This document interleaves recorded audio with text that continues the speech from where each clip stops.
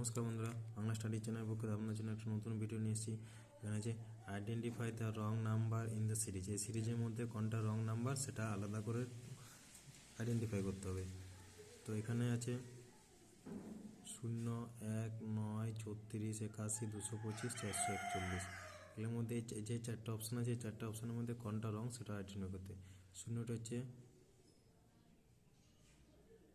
0 square করলে 0, 1 square করলে 1, 3 square করলে 9, 6 স্কোয়ার করলে হচ্ছে 34, 9 স্কোয়ার করলে 81, 15 স্কোয়ার করলে হচ্ছে 225,